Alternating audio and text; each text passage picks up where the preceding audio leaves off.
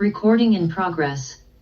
Hello, Steve Mills here. It's great to be back on my Results Mastery podcast. It's been a little while, actually. Do you know what? I've got no excuse other than the excuse that everybody makes, and that they've been so busy. So I think it's been about, 7 days. I try and do 2 or 3 a week, but I'm here, and I'm here with Catherine Newton. Welcome to the conversation, Catherine. It's great to have you here, and you're coming to us live from New Zealand. How about that? That's How right. cool is that? I'm coming to you a day ahead. A day ahead, yeah? We'll never catch you up. That's right.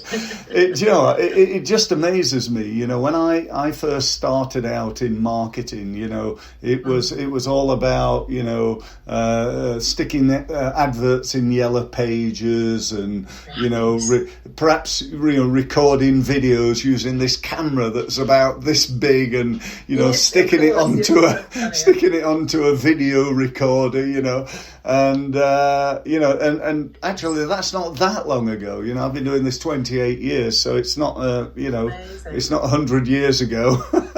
And look where we are now. We can communicate across the world and share something on basically on TV and radio, which is video and podcasts. So welcome to the conversation. Anyway, it's great to have you here. We're going to talk about marketing and business growth and stuff like that. But just to kick off, would you give everybody a little bit of an overview of you and what you do, please? Yes, absolutely. Hi, I'm Catherine Newton. It's so awesome to be here, Steve. So thanks for having me on your Results Mastery. And I was particularly interested in understanding around the importance of getting results right for our customers and getting results for ourselves. Because we're being in business ourselves, we're always on this journey, aren't we, of evolving and of becoming the best that we can be. And I've got on this really exciting journey of learning how to be effective at becoming magnetic in our marketing, Steve. And that's been the journey that I've been taken on. Through all of my years, I've been a CEO for an 8-figure company. I've worked for myself. I've worked for others, and I've come into this full circle of this knowing that I love working for myself. Yeah. I love helping people get results. Yeah. And I love and understand the concept of what it takes in our marketing to improve our results and to actually really understand what it takes to get our marketing into that next level, Steve, so that, like you talked about the fact that, you've been doing this for 28 years, there are some things that work and there are some things that work better. Yeah. And the awesome thing is on this journey, right, is that we get to discover that. Yeah. And then we get to find it out. And then we get to share it with our tribe. And so that's what we're both here for. Yeah, absolutely. Yeah, we're definitely kindred spirits. I think what you said there is so, it's like simple, but it's very profound. Right. People do marketing and sometimes they get no results. It actually fails. And I've done that many times. Other times, they get an okay result based on what they've done. Other times it's pretty good. And other times it's I call that level mastery, where we've got nobody's an expert in marketing, I don't believe, because the expert is somebody who knows everything, and that's impossible, I believe. Certainly in today's world where everything's happening new. I learned about 3 totally new, mind-blowing things in this last week that with AI and everything. It's just. Boy, is it difficult to keep up to date, I love the concept of, how can we do this better? And, that's really what we should all be striving to do, I think, in marketing. And I think one of the things I've learned along the way, Steve, is that when we can develop a rapport with our customers and to help them to see that we are an industry leader or an expert, or, you talk about expert as being someone that knows everything. I see it more as someone who actually is an authority, someone who has an understanding deeper and more richer than the person that they're teaching or training. And I find that when they understand that you're a person who can actually help them to achieve their goals, and to take control of their lives, or take control of their marketing, or take control of their results. Yep. What happens is that's when they want to do business with you. Yes. And that's when it gets exciting, right? Yeah. That's when you can, really make a difference for them. Yeah. I think it's difficult, for anybody who's not a marketing person. They're in business, they've been running the business for a while, it's reasonably successful, they're good at what they do, and they want to go better. But how do they find the right person? Is it Steve? Is it Catherine? Is it somebody else? And if you're buying something, I've just got over here my vitamin D tablets. I look at those and I know exactly what it does on the tin.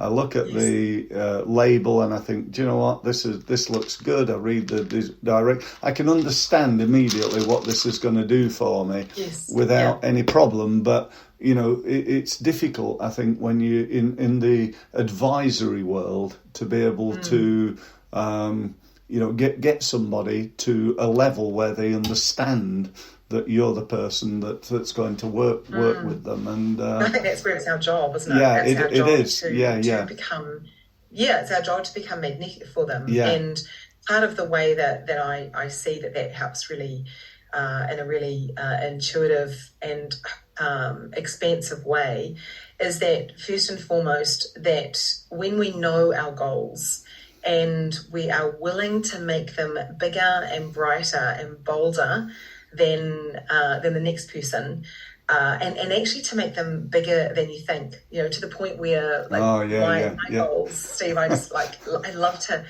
see my goals as something that I'm galloping into my wildest dreams, right? Yeah. And when I articulate that with my tribe, with my prospects, with my customers, and I help them to see actually that they can have these goals that are bigger and brighter and better than they've ever imagined.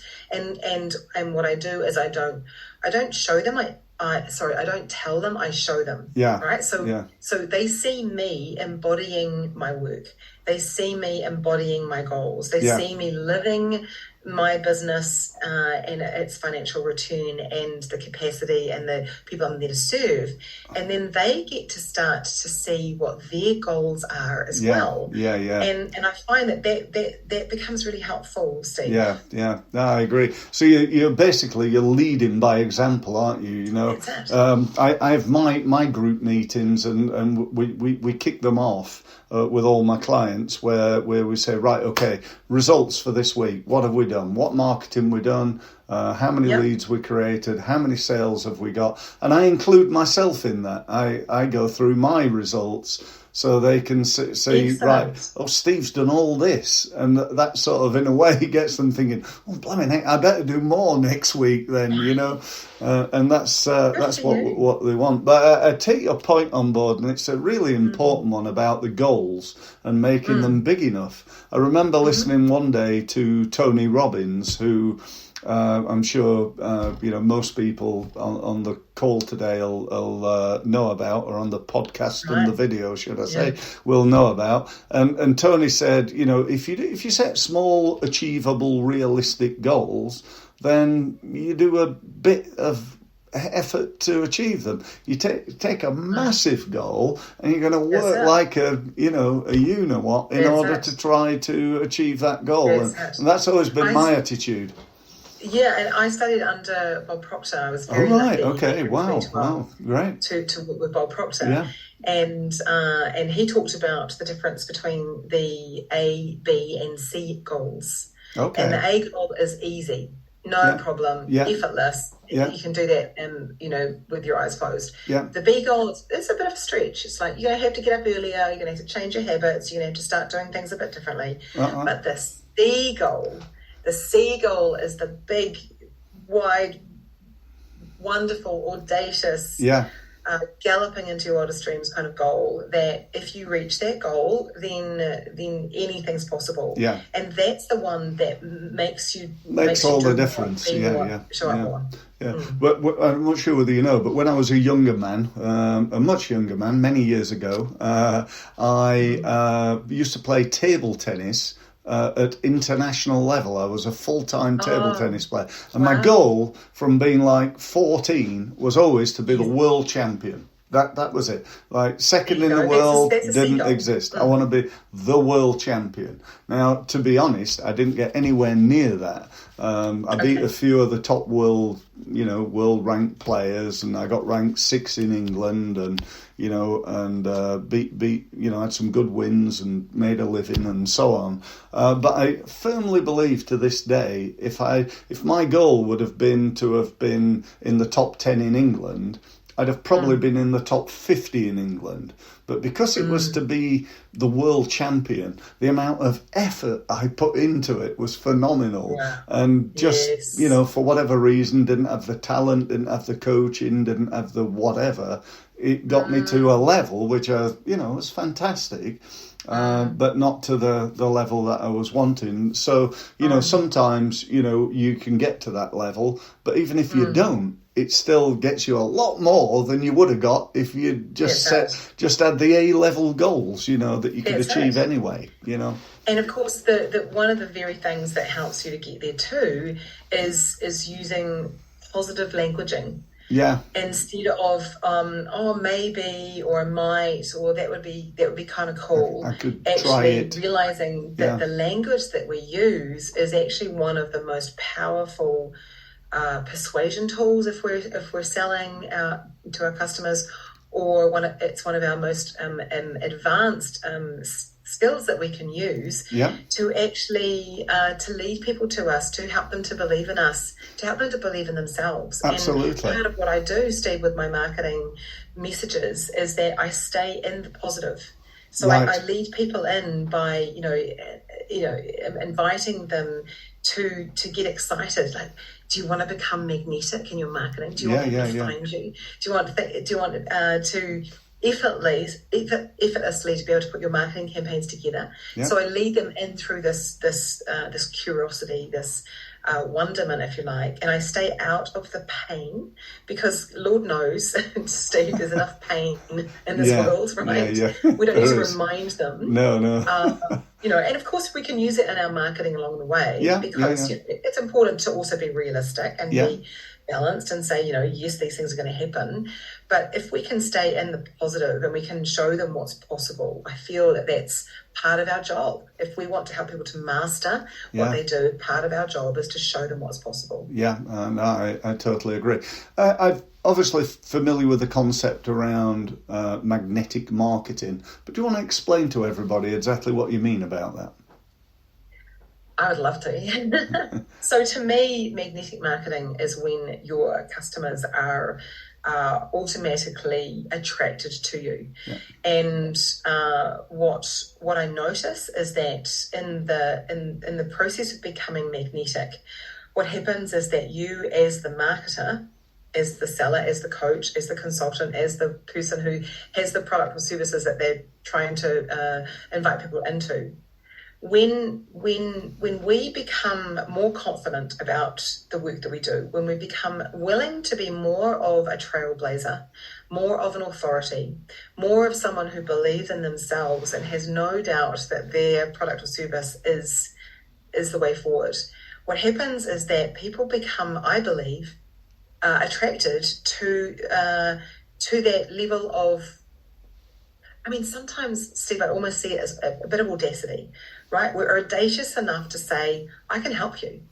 We're willing enough to say, come into my world. We are enticing enough to be able to say, I've had these X results with my customers and I can help you do the same. And when we start to speak from that place of authority and excitement and energy and conviction, when we lead from that place, when we speak from that place, when we exist from that place, when we share results that customers have had by working with us, people become naturally curious around, well, how can I turn my business from where it is now into six figures? How can I 10x my results? And if we start to share the things that we've done, right? So speaking from a place of authority, but also from a place of truth. Yes. Because for me, I'm never going to teach something unless I've embodied it myself. It's really important. I'm the same. Integrity. Integrity is really important. And so what happens is we start to tell stories. We start to talk about results. We start to show how we've been effective in the work that we've been doing. And what I notice is that then what happens is that we use the right languaging and people want to lean in to us. And they want to find out more. They want to be in our world. And I'm in the place now, Steve, where I am literally willing to say to people, you are welcome in my world. And now is a really great time for you to come in. Because the work that I'm doing with my clients, it is transforming lives. And working with me is a complete game changer. Now, when we are courageous enough to speak like that, from a place, again, of integrity, not from a place of ego, not because I just want to make 7 figures in my business. No, from a place of, I know I can help you. And I'm here for that. And I want to welcome you into my world.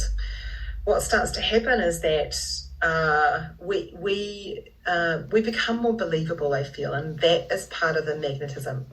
We're willing to share our why. We're willing to share with people why this is going to work for them too. It's part of the excitement, Steve, of come into my world, we can have a good time. It'll be fun. We'll change lives. You'll make a lot of money. What's not to love about that? Yeah, absolutely. Right? Absolutely. It's what you're saying is so true. I think, if we don't believe in ourselves, as advisors, how could anybody else believe in us? And and I think I spend a lot of my time, and I know you do as well. Demonstrating my expertise. That's why we're doing this, isn't it? To be able to sit down with a fellow marketer. And talk about business and how to grow it and what you need to do, and hopefully demonstrate our expertise and and help people along the way. One of the things, as I said in the beginning, that you spoke about, Steve, which is so true, is the fact that one of the biggest problems that people have as they are growing their businesses is that they either don't have time for marketing or they don't make time for marketing. No.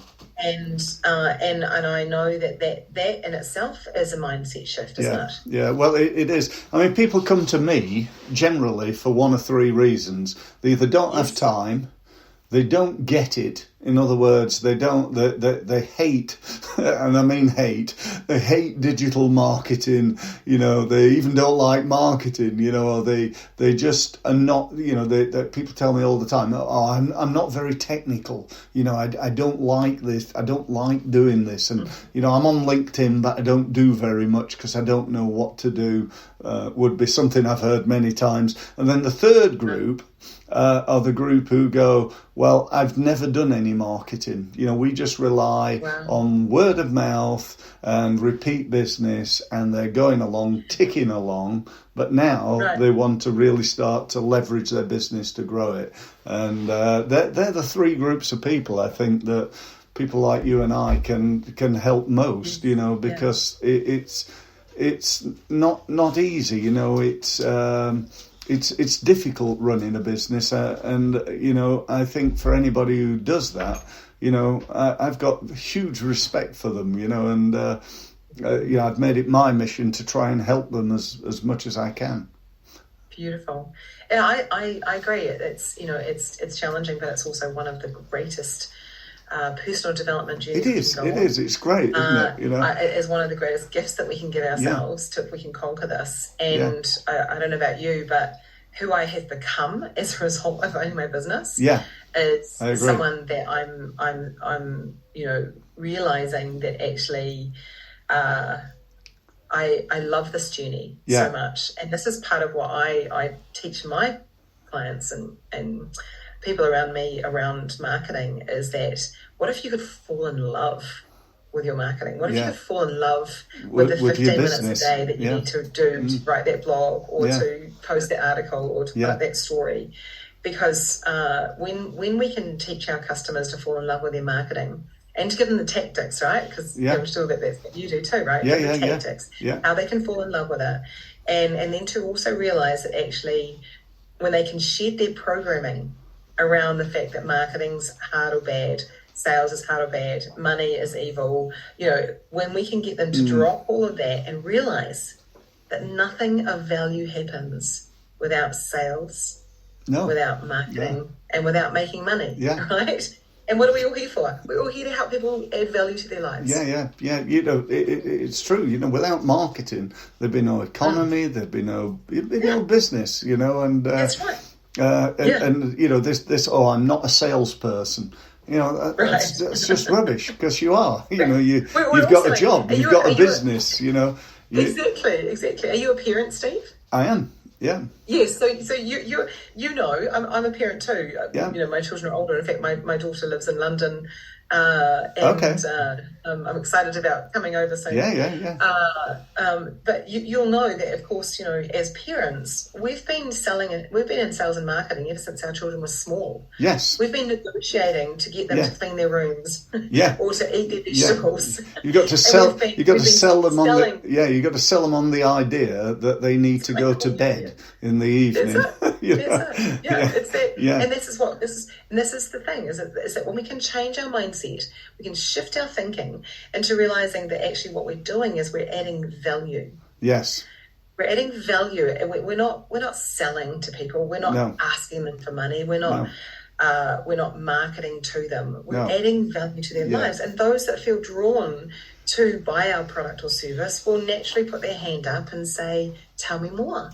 And that's when we can do that. That's the thing, isn't it? Someone like us, if we work for somebody and make them 10x, for every pound we spend them, we get £5, £10 back in additional. Right. How often would you like to do that? I'd do that all day, every day, and that's ultimately what it's all about. That's beautiful.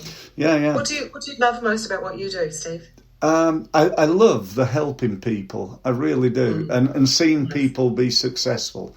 It just absolutely, it's like, wow. Yes. And I've always set out, I could very easily go and get, 2 or 3 corporate clients, work as a part-time marketing director type person or whatever, right, yes. and do that. But do you know what? They're fine. They've got their marketing people. It's the small businesses that haven't. The small businesses that, I don't know about in New Zealand, but in this country, you hear statistics like, 8 out of 10 go bust in 5 years. And that's in good times, not in times like we're going through now. That's alarming. That's terrible, because when they do go bust, they often, lose their house, they lose their marriage sometimes, their car, and it's just like, it can be devastating to people. I've certainly known people. I remember working with one guy who'd made a typical business mistake, actually.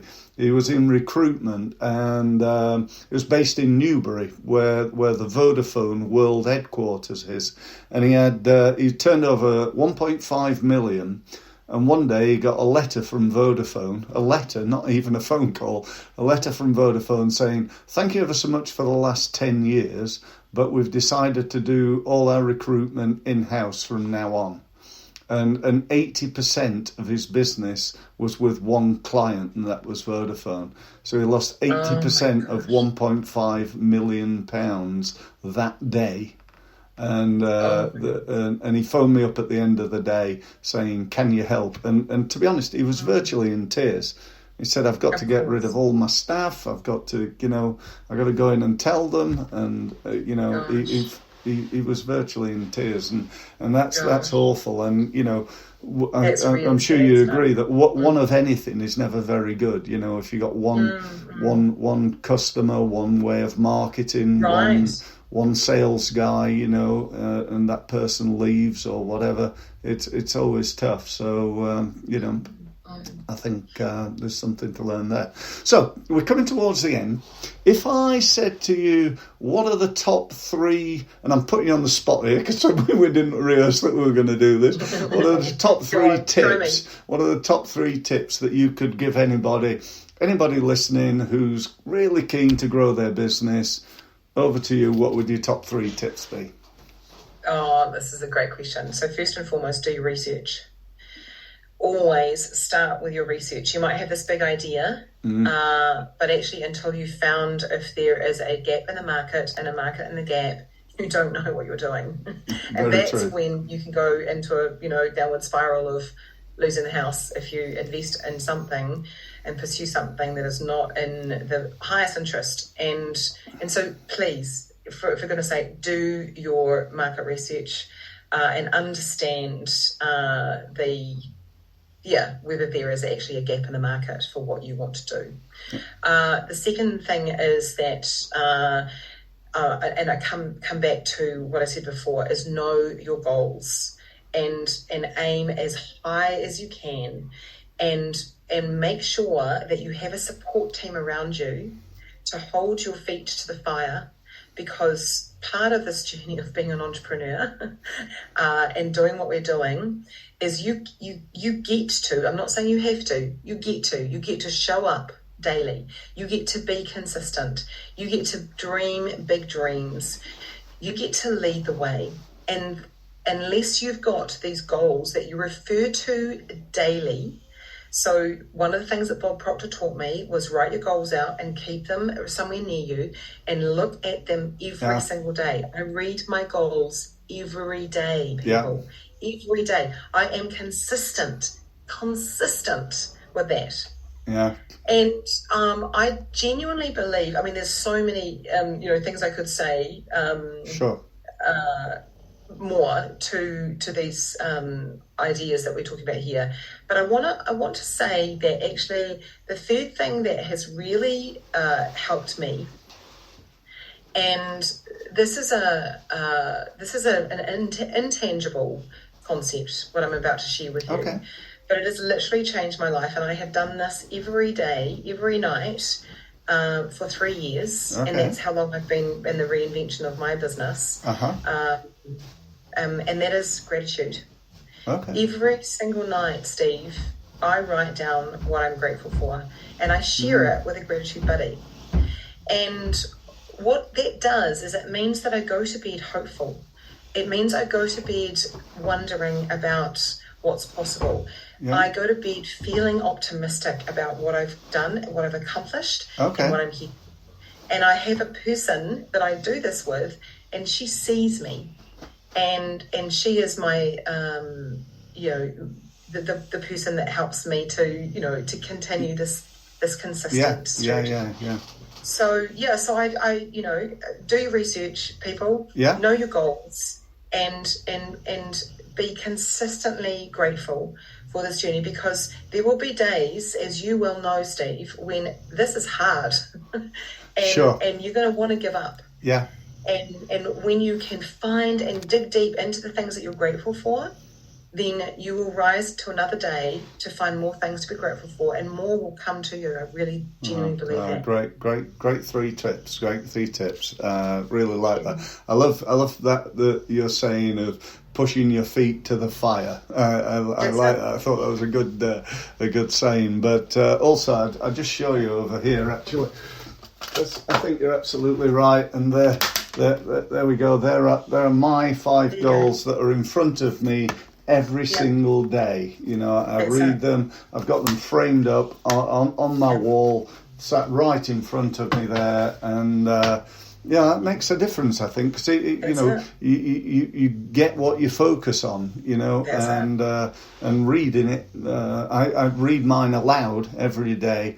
And it makes such a difference, because it gets me focused on what I want, not what I'm really thinking I might be getting. It really does. Really, and really Steve, powerful. Of course, the bonus one that you and I both know fundamentally is don't do it alone. Yeah. Yeah. Ask for help. Yeah. Ask a mentor, ask a coach, ask a support group, be part of a mastermind. You can't know everything, can you? That's what I tell people. You can't. It's impossible. You just cannot know everything about running a business. And if you're an expert in what you do, whether that's, repairing cars, cutting hair, or, you're a coach, you're an accountant, you've got expertise. But, the biggest problem often in business is a lack of sales, and if you're not an expert in that, I was talking in Birmingham at an event a little while ago, and I had about 1,000 people in the room, and I said, hands up, who's responsible for sales in their business? I had 1,000 hands. Okay, hands up, who's done any sales training in the last year? There's about 50 hands went up. So I said, the rest of you are paying a salesperson to work in your business who cannot be bothered getting any sales training. I said, does that not, ring a bell there that you perhaps ought to be doing that? And I think that's so true. So. Okay, so we're just about out of time. Thank you ever so much for being here, Catherine. Really, really appreciate it. If people want to find out more about you, what you do and how you can help them, what should they do? Oh, I'd love them to follow me on Instagram. I'm at the Catherine Newton. That's Catherine with a C. And my website, of course, is catherinenewton.com. And I do daily stories because for me, marketing is fun, and I want to show people how they can make it fun. And my love and my passion is to help people and to show them what's possible with what they do as well. Okay. So come and join me on Instagram. Okay. And I look forward to watching your journey too, Steve, and seeing how this podcast can grow and how we can help you do that. Well, perhaps when you come to London, we can cross paths again, and maybe even why not this for an idea? Perhaps we do a joint seminar or something like that while you're in London. Okay. That might be cool. There you go. Now we're talking. Yeah. So perhaps talk about that off at the end. But if you're over here, why not? And next time I'm in New Zealand, I will definitely. We could do the same again. We could do the same again. That would be really cool. I love it. Okay, thank you ever so much. Thank you everybody for listening. I hope it was of value. I'm sure it was. And if you need to know more from me, you can see all my details behind you. Get in touch, and one of us can definitely help you. Thank you ever so much for listening. Recording stopped.